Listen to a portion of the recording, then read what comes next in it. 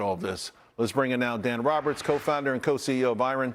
Dan, first of all, give us a brief history of the business and how you got from where you were just a couple of years ago to this point. Yeah, thanks, Charles. Look, it started with a really simple observation that the world is going to need an enormous amount of compute infrastructure, and the physical ability to deliver that compute infrastructure was going to be constrained.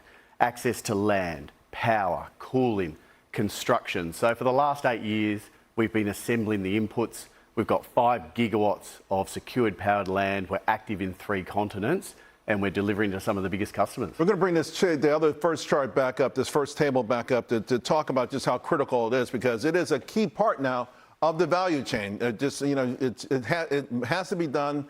You've got some pretty well-known competitors, Nebius, IREN, CoreWeave, and of course, you got now Google. Looks like Google, Blackstone. What do you make of these large firms? You got the largest private equity, one of the largest hyperscalers. Does that intimidate you, or does that really validate what you've been trying to say all along? It's exciting. It's fantastic. For 8 years, we've been waiting for this moment, and to have that validation. The private equity parties, they need operating partners. The hyperscalers, they can't deliver it at all. We've already signed a $10 billion contract with Microsoft. So the stock has been hot, to say the least. It's an understatement. In fact, it started rocketing today around 10 o'clock. You've got a great-looking chart here.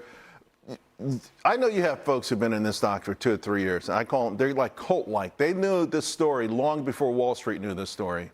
And they're in the stock, they talk, they send me messages on social media. What do you say to those investors who somehow recognize this before Wall Street did, and they're then staying with you? Oh, look, we've got a fantastic retail following. We're very thankful for them. They saw the thesis many years before institutional capital did. But at the end of the day, Wall Street is here. They don't ignore signal. When you sign a $10 billion contract with Microsoft, a $3.5 billion contract with NVIDIA, that's about as pure signal as you can get. What about raising more money? Sometimes that's the knock on these growth companies. They have to raise money, they announce it, But you're looking far beyond that anyway, right? You're not necessarily too concerned with the nuances of day-to-day movement in the stock. Not day-to-day, absolutely. Right. We zoom in or week to week. But at the end of the day, we're in the midst of a massive CapEx cycle, right? Where you've got these digital exponential growth trends, and the ability to service that is constrained, and we can solve those constraints. So let's hone in on that for a second. The overall growth potential of neocloud itself, not just your particular company, but itself. Now, this is just one. There's a lot of charts out there, a lot of that explain where it's coming from. This is saying 58% compounded annual growth rate. That's almost unheard of. That's just mind-boggling stuff. Yeah, look, I'd pose it should be higher, but the reason it's not higher is we cannot build fast enough. The demand today is insatiable, and this is where IREN has a structural advantage. We have 5 gigawatts of power and land. We have the construction expertise. We're actively building into that demand. You also have a really good relationship with NVIDIA.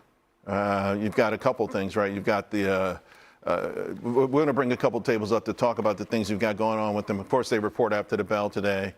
Just your thoughts on keeping this going, because the street seems to change their mind. A year ago, the argument was there was too much money being poured into all of this. There'll never be a return on investment. Now, there's a feeling that not enough money is being poured into it. So they report after the bell. What do you anticipate they're going to say about this whole build-out, the AI revolution?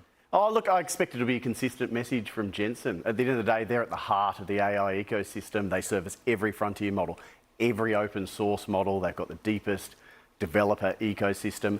To partner with them structurally, where their financial incentives are tied to us deploying GPUs, and for us to have that structural advantage with them is exciting. Good stuff, Dan. Congratulations. You're killing it. Keep it going. The folks watching the show love you. They made a lot of money with it. All right, folks, by the way,